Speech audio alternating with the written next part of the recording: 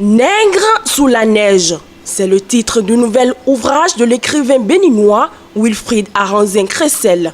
À travers ce recueil conçu essentiellement sur des vers, le poète prône la valeur de la négritude et chante ainsi son attachement aux origines pour mieux tendre la main au devenir. Le combat actuel des pères de la négritude, s'ils étaient vivants, ce serait de combattre toute idée d'immigration dans le petit ciel mental des Africains. Ce serait de dire, non pas que je suis fier d'être nègre, mais je suis fier de vivre en Afrique. L'émigration est un thème majeur que nous avons, entre autres, développé en essayant de déconstruire le mythe de l'ailleurs. Une déconstruction du mythe de l'ailleurs qui se justifie non seulement par le dévoilement de l'inconfortable situation des immigrés africains en Occident, mais par le vide de leur absence. Le poème « Aller à Paris » à la page 31 en est une illustration. Je voudrais en clair signifier que l'aliénation culturelle, sociale et économique dont nous sommes objets est en fait due à notre propre gré, car cette chanson révèle très bien qu'à la veille de l'indépendance, le nègre brûlait d'envie de ressembler à l'homme blanc et même de lui ravir sa culture.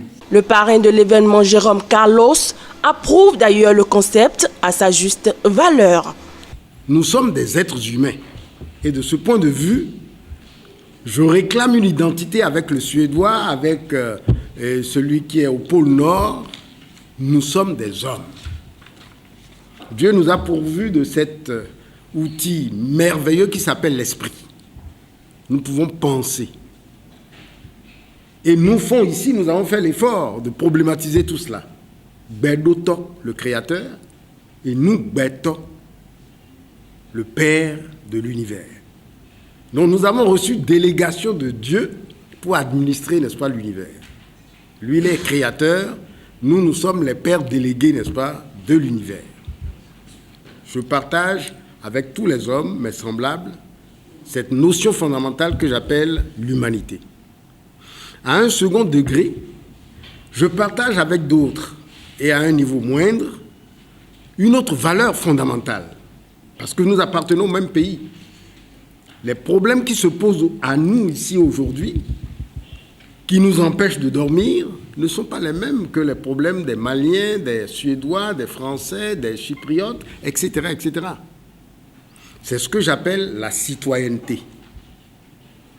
Nous avons ça en commun. Et par rapport à la citoyenneté, face aux problèmes qui sont les nôtres, nous partageons une troisième notion qui est la responsabilité.